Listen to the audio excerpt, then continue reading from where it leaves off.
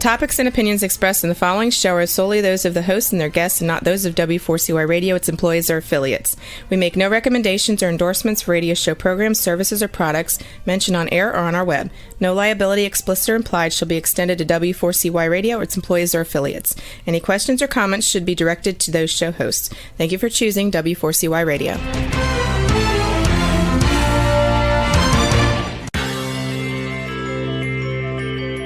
Who is January Jones?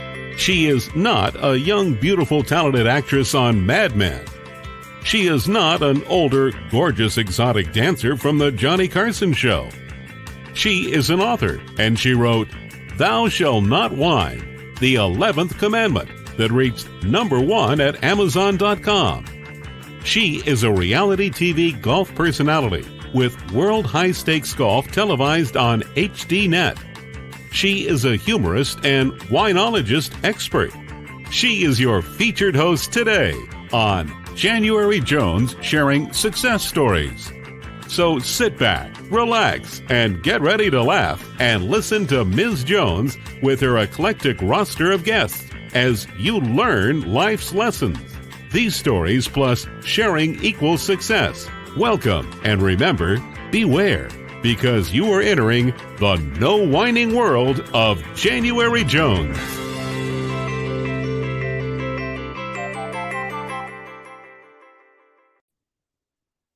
Hello, I'm January Jones, and welcome to my podcast. Now for my listeners, let me ask you a question. Can you imagine what it would be like to grow up in a funeral home? Yes, you heard me.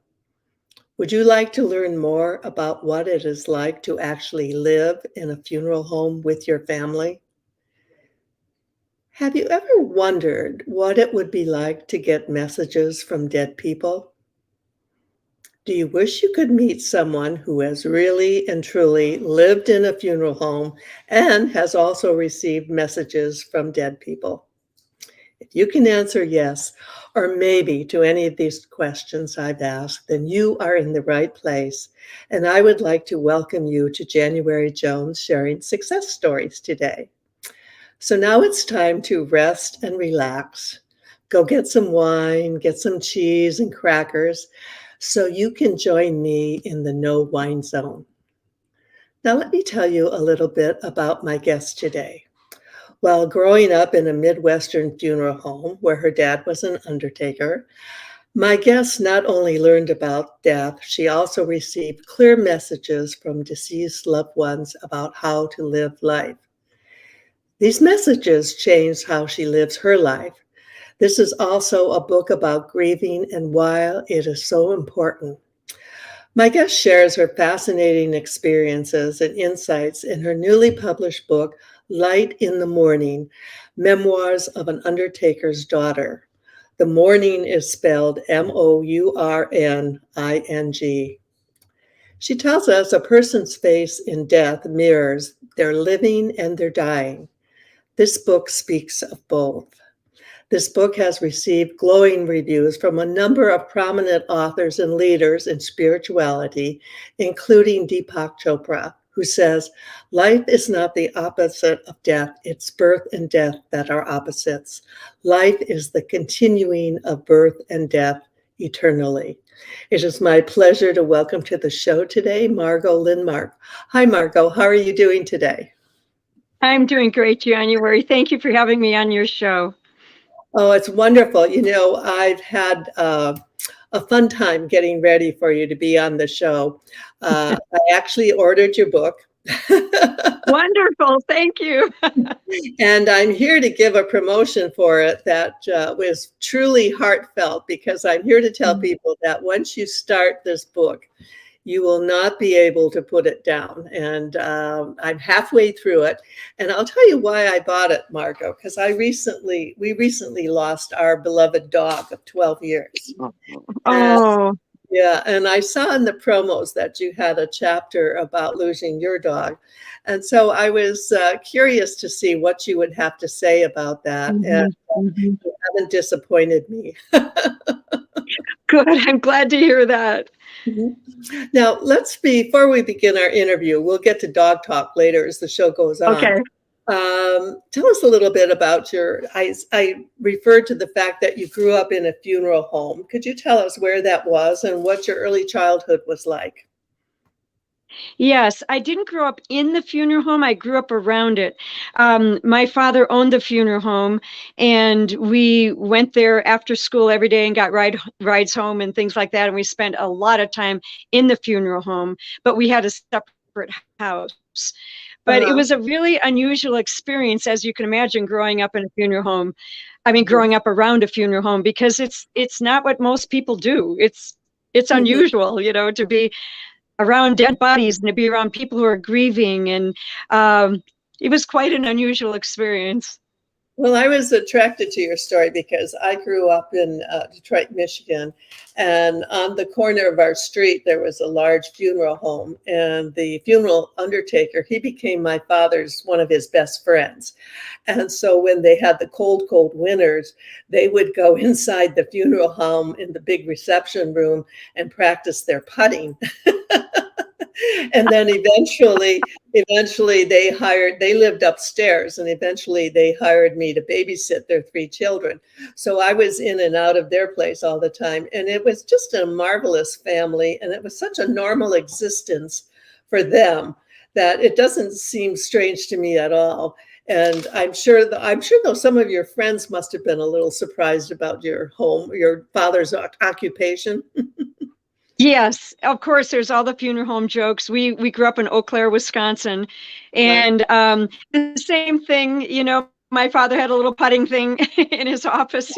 So when he wasn't so busy, he'd practice his putting. Same thing. It's very funny, but yeah, I would say that our friends were a little queasy about coming into the funeral home, or really. I don't know, intrigued or something, and my brothers used to play jokes on my girlfriends and scare them. And it was, it was funny. but I was very comfortable with it because I grew up with it, and I've been very comfortable around death as a result of that, Yes. so it was unusual. Well, I usually ask my guests who their early mentors were, and after having a sneak preview with your book, I'm sure you're going to say that your father, what an incredible man he was, and how lucky Mhm, you mhm. were to have him in your life. How long did it take you to write this book, and what prompted you to do it? That's a really good question. I'm a realtor, and so I'm really Oh, busy in real estate. And it mhm, took me 12 years to write the book, and because I just didn't have a lot of time. But what prompted me was when my brother died. My brother and I were like soulmates. We were so close. And when he died suddenly, I needed my book. I was searching for something to give me something. I needed something when he died, and I needed some reassurance. I needed some knowledge. I needed some deep spiritual enlightenment when he died. So mhm, what I'd had all these experiences of people who had died, and some of them had come back to me at that point with really important messages. And so I decided at that point to write the book. And I thought, whatever comes out of this book will be my living memorial to my brother. So this oh, book is my living memorial to my brother. oh, that's beautiful. How old was your brother Yeah. when he? He was 60.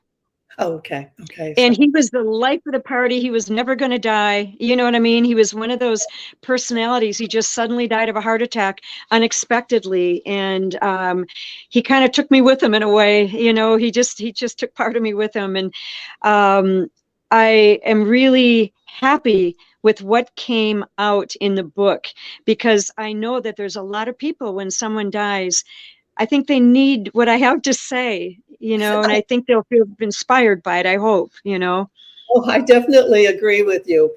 But right now, I need to Right. say something, and we're going to take a Okay. short break. So if you are a whiner or you know someone who whines, do listen in to this commercial. This is for you.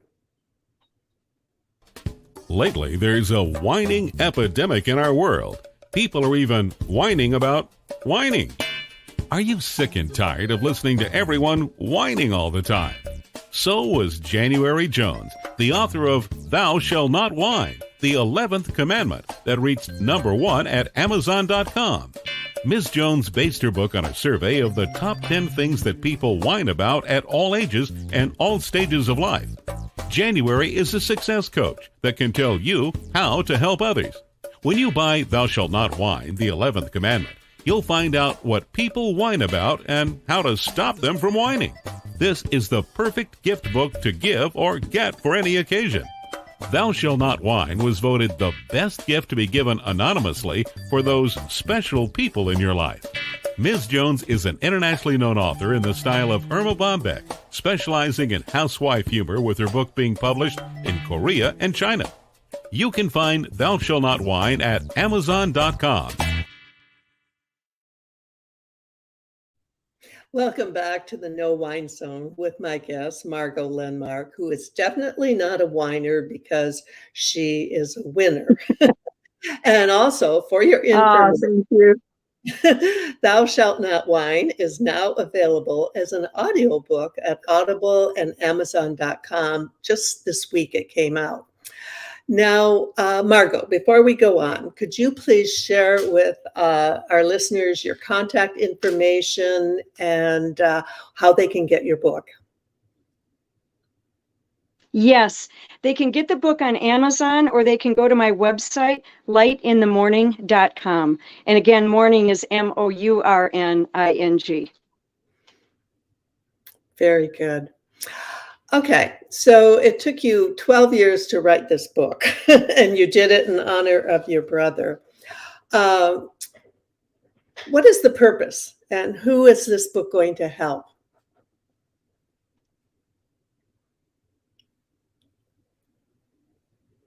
January, I can't hear you.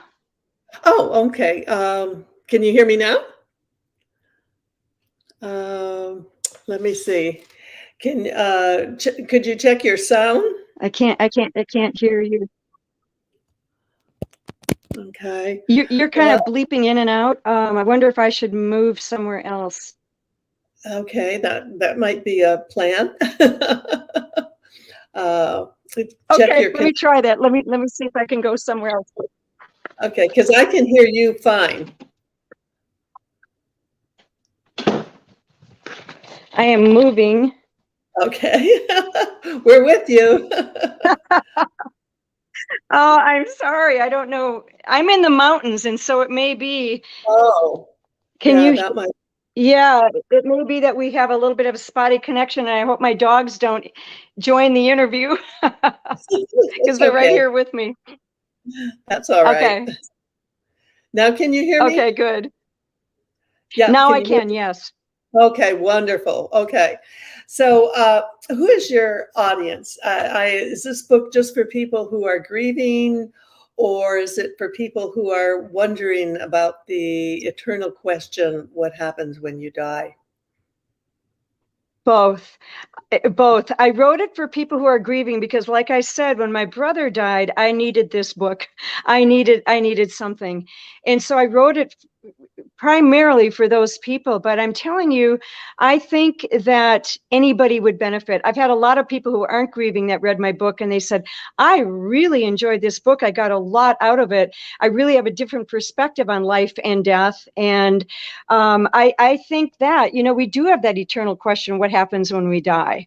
Mm-hmm. And I can tell you for sure that we don't die. And you will believe it when you read the book, won't they? January, people will believe that they don't die. Yeah. And I think especially what you shared about your father's death was quite an amazing spiritual transition for him and for you. And he shared it with so many people. You said that when he died at his funeral, people referred to him as a saint. And yeah. In my life, I've come across a few people that when I met them, they were so spiritual, they glowed, and I identified them at the time as saints. And I think it's a very rare thing when this happens. And yet you said after he died and you saw his body that he actually glowed as a saint would, didn't he? Yes. Yeah. It was the most amazing experience in my life to look at his face in death, Mhm. because there was an aura, there was light around his face about 12 inches out. You could feel it, you could see it. Other people saw it. They went, Yeah. look at that light. He just glowed with this light. And what was interesting is I didn't see him until 5 days later, because I couldn't get to him. We had a big snowstorm and I couldn't get to where he was. Mhm. And he had not even decayed at all. Really? And I even thought, the person who bought the funeral home for my dad said, you shouldn't view your father because he wouldn't want you to see him this way. He's already started the decaying process. He wouldn't want you to see him. He hadn't. Yeah. And I even thought, I wonder how long he would go before, it was so interesting. It was a really holy experience when I saw him. Yeah, and you refer to in your book that you can see in the face the living and the dying. Explain that a little bit for my listeners. Yeah. It's what I could, and I learned it from both my mother and my father, but I saw my father's whole life. I could see his whole life in his face. Mm-hmm. And I could see his actual passing in his face. That's what was so interesting. I saw his life in his face and his death in his face. And so I saw his whole life add up to that moment of his death. Uh-huh. And I had a big realization at that time that changed my life, because I realized I know the choices my father made throughout his life. He didn't have an easy life. He had some challenges. Uh-huh. And I saw the choices he made with every one of those challenges. And I saw those choices that he made add up to that moment of death, that moment of his passing. Mm-hmm. And I'm going to cry. It was glorious. It was like something I've never seen a human face look like that in my life. It was really something. Well, you wrote about it in such a beautiful way that I almost Thank felt you. that I could share a little bit of what you were going through. Both you and your father were into TM, meditation, transcendental meditation. Tell us Mm-hmm. about how you both discovered that together and how it impacted your lives. Yeah, growing up, my father and I both, I remember when I was 5 years old, I came home from church and I ran in the house, and my dad was sitting in a lotus position and he had a carrot in one hand and a tomato in the other hand, and the sun was shining down on his face and he was meditating, and I stopped, and it was just this silence, and I said, Dad, what are you doing? And he goes, shh, I'm trying to reach samadhi, and I thought, ooh, okay, what is that? So Yeah. from that time on, he was teaching me meditation. I'd read about something and I'd teach him, we went back and forth our whole life teaching each other different meditations. So when I learned TM, I called him, I said, Dad, this is the meditation we're looking for. This is it. He goes, great. And I said, I'm going to go to Europe and become a teacher. And he said, great, I'll be your first student. And he was when I came back. Wonderful. What a Yeah. great to share. Yeah, and you write about the fact that he told you actually 6 months before he died to the day, July 4th, he told you pretty much that he was going to die in 6 months. And tell us that story. Okay, that's a really interesting story. Mhm. And my dad was full of different kinds of wisdom that we may or may not know. Mhm. Today, I want to say, I wish he'd come back so I could ask him a few things, how did you know this?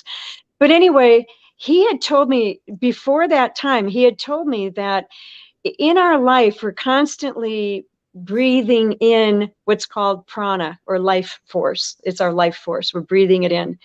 And at one point in our life, we start breathing it out. It's like a pendulum. It just starts going out. And if we were to know that one moment we started breathing it out, we would know our moment of death, because exactly 6 months after that moment is when we're going to die. And that's a very interesting thing. And he had told me that. And this one particular day on the 4th of July, it was the 4th of July that he told me that. He told me that Yogananda, I don't know if you've heard of Yogananda, He's a meditation teacher also that lived, I believe, in the 50s. And very popular. He had a really nice meditation. And Yogananda went back. He gave a speech to his followers, and then he went back on the stage and sat down and went into samadhi. And on the 4th of July, my father told me that story, and he said, I'm going to do that. He said, I'm just going to choose my moment of death and leave. And I went, wow. I got chills, and I thought, he's actually going to do that. I can't do that, but he's going to do that. I had this, I went, oh my God. Exactly 6 months later to the day, he died. Wow. Isn't that interesting? It was like, wow, really fascinating. So he had a prelude to his death, and he knew the moment instead of the taking air in, which we all do when we're living, we start releasing air as a prelude to dying. And it takes about 6 months to get ready for that. That's a fascinating story that you share. And it's so interesting because he told you on July 4th and then he died on January 4th. Amazing. Yeah. Amazing. Yeah. Right now, we're going to take a break. And now would you like to hear a little bit about who killed Kennedy? Who do you think had the motive, the means, and the money to do it? Let me ask you a question. Are you still wondering who killed Kennedy? Over 50 years later, the assassination is still a mystery. It is unfinished business for our country. Now, get ready for a theory that you've never heard before, but will make more sense than any other conspiracy theory that you've ever heard in the past. January Jones speaks the unspeakable in her book, Jackie, Ari, and Jack, The Tragic Love Triangle, connecting Jackie and Aristotle Onassis romantically prior to JFK's assassination. Did you know that Ari was Jackie's guest in the White House during the JFK funeral? He was the only non-family member who was invited by Jackie to stay there during the funeral. Aristotle Onassis was one of the wealthiest men in the world, with the means, the motive, and the money to order an assassination that was the perfect crime of the last century. Ari needed class, and Jackie needed cash. They were perfect for each other. Now, what is Camelot? It is but another tragic love triangle. Jackie, Ari, and Jack is available at JanuaryJones.com, Amazon.com, and audiobooks.com, read by Ms. Jones.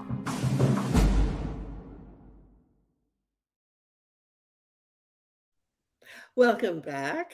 We're with Margo Lenmark sharing her success story and her book, Light in the Mourning, Memoirs of an Undertaker's Daughter. Now, Margo, you talk about that you have gotten messages from dead people. How have these messages come to you and how have they changed you? And tell us about that kind of experience. Very interesting experience, as you can imagine. Most of the experiences have come to me in dreams, and it's what I call real dreams. I don't know if you've ever had this where, you know, when you have a normal dream, it's kind of illusory and you can't remember it and it doesn't make sense. And this is different. When somebody actually comes to visit you, their soul actually comes to you, you know it for sure. You know it's them. And it's just exactly like you were talking to them, like you and I are talking right now. I see you, you see me. It's exactly like that. So most of them came to me in dreams. My brother came to me in dreams, but he also, in order to find him after he died, which is kind of an interesting story, I had a friend take me on a shamanic journey to find him. And that was really interesting. That was like something I'd never experienced in my life. Was he lost? I mean, how did you not know where he was? Really good question. That's a very good question. What happened with my brother was after he died, and remember my brother and I were really, really close. We just were just so close. After he died, he kept coming to me in dreams to tell me he wasn't dead. Oh. And dream after dream after dream, he was like, he would come into the dream and I would be dreaming, just say you were in my dream. He would stand right next to you, really close, like, see, I'm right here. I'm here. I'm still here. And he would do that in all these dreams. And I thought, this is really strange, you know? And one night I realized, I told a friend about it, and they said, Margo, Mike doesn't know he's dead. And I went, you're right. You're right. What do I do? He says, you need to tell him. So that night, and this is after weeks of having him come to me every single night, that night, I told him, I sat on the end of, I sat in my bed before I went to sleep, and I told him, Mike, you're not here anymore. You've died. You're gone. We've burned your body. You're not on the earth anymore. And that's why you see me crying so hard. You know, this is what's going on. You're no longer here. You're here, but you're not in your body. You're what we call dead on the planet. And do you know what happened after that, January? That's the first night he didn't come to me anymore. Oh, so then the next 4 nights, he didn't come to me. And I'm like, where is he? Right? I just thought, oh my God. So I have a friend who does these she can take you on this journey to find somebody. And she did. I asked her, I said, could you help me find Mike? I just need to know he's okay. So she took me on this journey. It's all spelled out in the book, so I won't go into great detail, but she took me on this journey to find my brother. Oh, wow. And at one point, it was a meditation kind of thing, very real. And at one point I looked over, she had me visualize this meadow, and I looked across the meadow, and there was Mike. Okay. I can't even tell you. I don't know if you've read that story yet, but I would say that that's probably the most interesting story in the book because of the whole experience of it. And I can tell you that it's hard to explain what it's like to be with somebody on that level after they've died. They're gone, but you get to be with them again. It's really incredible. Experience. And I'm actually happy to share with you that I've had that happen twice in my life. When my mother passed, she came to me, and we had a very tumultuous relationship.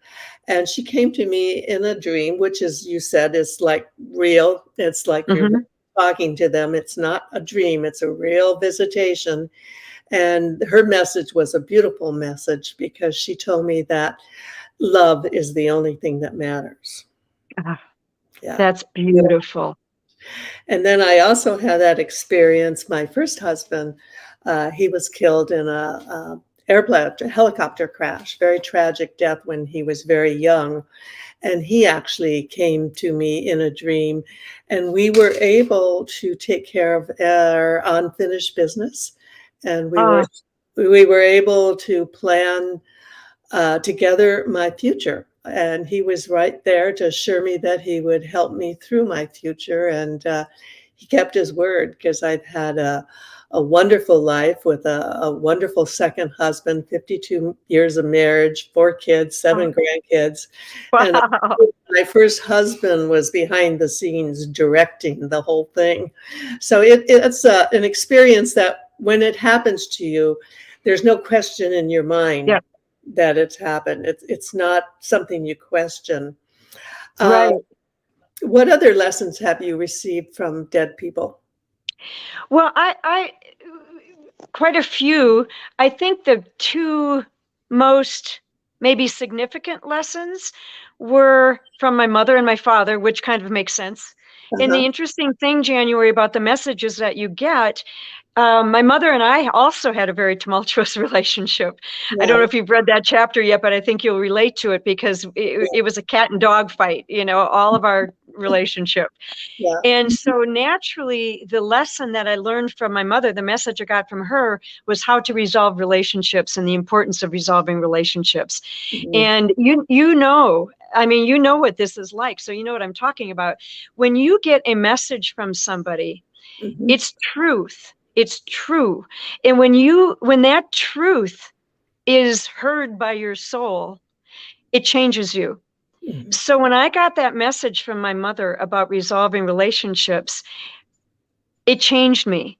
And the way it changed me was I realized the importance of resolving relationships. And so if I have anything unresolved with anybody, I will go to their house at 10 o'clock at night and I say, I think we have a misunderstanding. Let's talk about it.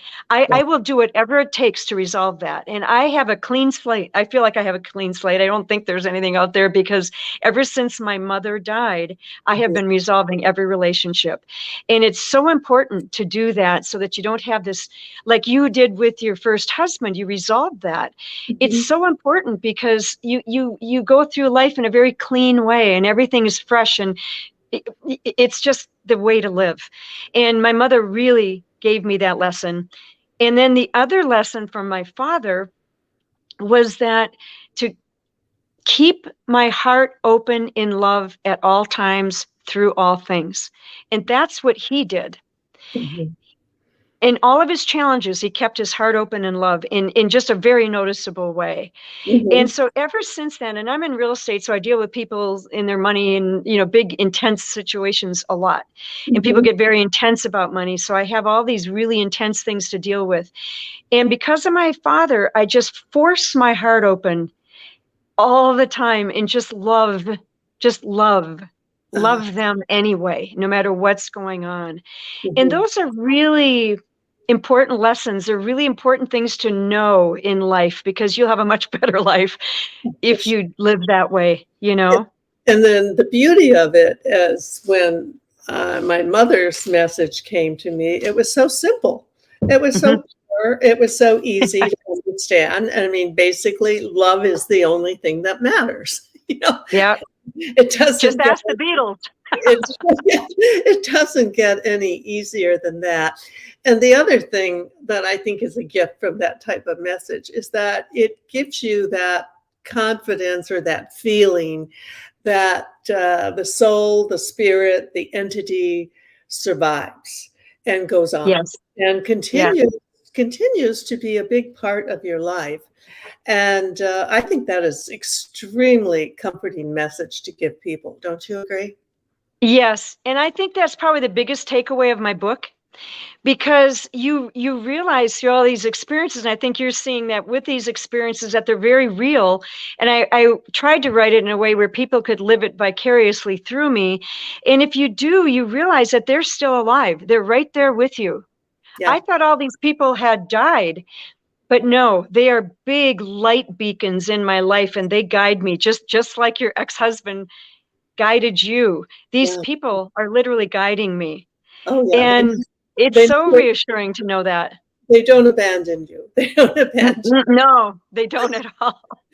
Now, for my listeners, have you ever met someone who is unforgettable? Well, I would like to share with you some of my most memorable guests. This next spot is about the priceless personalities who have been guests on my show through the years. Have you ever met someone who was unforgettable? Someone who has touched your heart and soul? People who have faced difficult problems? People who have struggled to find solutions? People who fearlessly shared their stories? People who have not only informed you, but inspired you? People who have priceless personalities. I have been fortunate to host an internet radio talk show called January Jones Sharing Success Stories, and it has been my privilege to interview hundreds of guests. My guests have shared their stories, their struggles, their secrets, and their successes in their own words.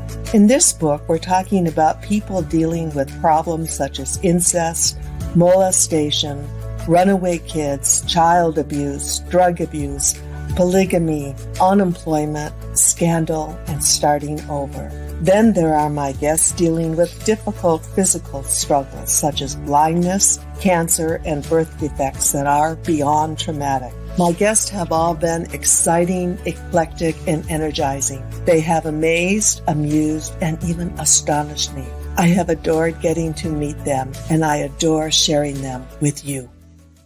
Attention all listeners. Priceless Personalities, Success Stories Shared by January Jones, Volume 2 is now available at Amazon.com in paperback and Kindle editions. You'll be able to meet 10 amazing people who will be sharing their own personal stories with all their struggles, successes, and solutions sprinkled with lots of humor and hope. Priceless Personalities features a teenager who becomes one of the famous Supremes from Motown, a nurse who as a humorist helps people to heal, an inspiring laughter yoga instructor, a mother dealing with the loss of a child, an incredible motivational speaker, a woman who married 5 times, a gifted paranormal nurse, a wise economist, a funny female humorist, along with an older man sharing his sweet childhood in the Deep South. January's guests are all amazing and amusing. You will never forget meeting them. Go to Amazon.com for your own Priceless experience.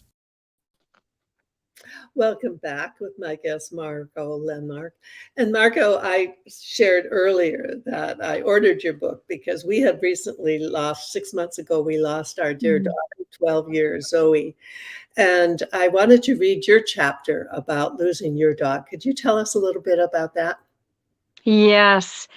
You know, January, I think it's one of the hardest losses, right? Because when you lose that unconditional love, truly unconditional love that a dog has, it's almost unbearable, you know? And so I included that chapter in my book because I think it's so important for people to realize that our animals are also with us.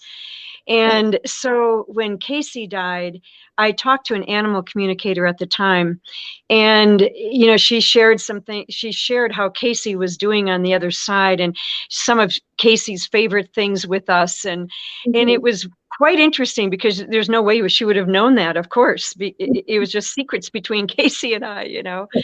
And so that chapter is a hard chapter for dog lovers to get through. It's a hard one because we all have had that, and it's difficult. But it does show us that our animals communicate with us too. And it shows us that they have the same sort of soul that we do. And that's why I included that. It's not just humans that communicate, it's our animals too. Yeah.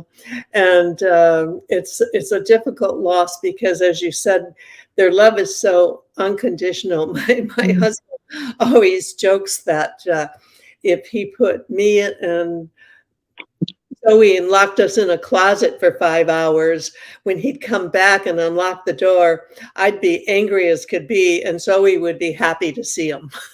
She'd be wagging her tail. I always love when he tells that story because it is so true. Since we lost Zoe, we have another puppy that we lost Zoe and we thought, oh, we'll never have another dog in our life. And of course, another puppy came into our life. And I have a feeling Zoe had a hand in sending her our way because she sure has made our hearts heal. And she's brought us laughter and smiles again, which we lost. Yeah. We lost Zoe. Okay. How do miracles happen? Let's talk about miracles. Oh boy, miracles. Well, it's another interesting chapter in my book because when a friend of mine, Tom Shira, died, we had a party for him. We were told by some very wise person that if you wait 10 days after the person has died, their soul, their body will be more processed and their soul will be with you more. They'll be more present. So we had already done the memorial service and everything. And so we decided to have this party for him. So at this party, it was a dinner party. There were 12 people in the dining room, and there were 5 people at the kitchen table. And all night long, we were telling stories about Tom, and I knew Tom very well, so I was telling quite a few stories about Tom. And at the very end, the host of the party came up and said, oh, Deborah brought dessert. And she put this little pie it was apple crumbly pie, so you could only cut it into 6 pieces in 17 plates on the table. And we're like, we all looked at each other like, I'm not having pie. And I'm not having pie. All around us said, we're not having pie. We knew the pie was going to the kitchen because they didn't see how small the pie was. We thought they'll get all the dessert, right? So I was still telling stories, and Deborah, my friend Deborah, and I were cutting the pie. And we cut it, put it on a plate, add a fork, and pass it down while we're telling this story. And then, at the end of the story, we heard somebody in the kitchen yell, "We all got pie." And we looked down, and everybody at our table had pie. And there was a piece of pie left in the pie plate that we could cut in half, and Deborah and I could each get a piece of pie. And we're like, oh, we couldn't believe it. We just, Deborah and I both looked at each other and we just said loaves and fishes, because that's exactly what I was thinking. Yeah. Exactly. 17 people got pie out of that pie. Yeah. And I'll tell you, January, it was so funny because somebody asked me then to tell another story, and I started telling the story, and I stopped and I just put my head down. I started laughing. I said, wait a minute, do you guys realize what just happened? Do you realize we all have pie, you know? And that night I called Deborah and I said, Deborah, where did that pie come from? Did we cut the whole pie and it all grew back? Did one piece leave the pan and it grew back? Where did the pie come from? It was really something. Yeah. And let me tell you that what happened. Yeah. While we were eating the pie, I could see Tom. I could kind of see Tom just like in a dream, but he was in the room and he was taking this white stuff that looked kind of like clouds, but it was heavier than clouds. And he was just throwing it up in the air and throwing it up in the air and throwing it up in the air and laughing. And he was telling me there's plenty. There's enough for everybody. There's plenty. And so that was really, really an interesting experience. And because of that experience, I've kind of never worried about running out of anything. You know, it was really interesting because I know that there's plenty. You know, that's the way that truth takes hold in you when you hear it. So miracles happen when you're not watching. Oh, I believe that too. And I love what you write about your father, about living a life, and you don't know how your life's going to play out. It could go in so many different directions, but basically the message is do your best. Try to be kind, love everyone, and be a positive force in this world. And his message is so beautiful, and you expressed it beautifully. I always ask my guests before we end the show, if you could have dinner with anyone living or dead besides me, who would it be? And my answer would be your father, but who would your answer be? Oh, that is so wonderful. Oh, I just appreciate that so much. Boy, that's a really good question. I've never even thought about that. You know, I would like to have dinner with Jesus. Oh, and I got some questions for him. I really have a lot of really serious questions for him. Like, what's the deal here? You know, that'd be an interesting dinner to have. You could ask him about the bread and loaves. And, you could compare pie stories with him. That would be great. Yeah. Yeah, and I'd like to ask him what's true and what isn't. You know what I mean? Because there's so much confusion around religion and spirituality and all of that, and it'd be fun to set the record straight, I think. I know what's the real deal here. Yeah. In just one short sentence, what is the biggest takeaway readers will get from your book? Oh, I think the biggest takeaway is that people do not die. We do not die. We live on. And there are gifts in death that people give us when they die. And so I would say just tune in to the process of dying in death with yourself or with whoever's dying, because there are big gifts and they are not leaving you. Mm-hmm, mm-hmm. And I think most people don't realize that it's probably the biggest adventure they'll ever have. And it's waiting for all of us. That's right, right? I know. Dread it so much, and it's something maybe to look forward to. I know I look forward to being able to be with loved ones that I've lost through the years. And I hope that that'll come true for me and for you and for all of our listeners. In closing, I'd like to thank our amazing guest, Margo, for visiting with us. Remember her website and be sure to buy her book. My dear listeners, I hope you've enjoyed our time together today. We have tried to be informative, and we certainly have tried to inspire you today. My upcoming guests will all be eclectic, exciting, and energizing, just like Margo.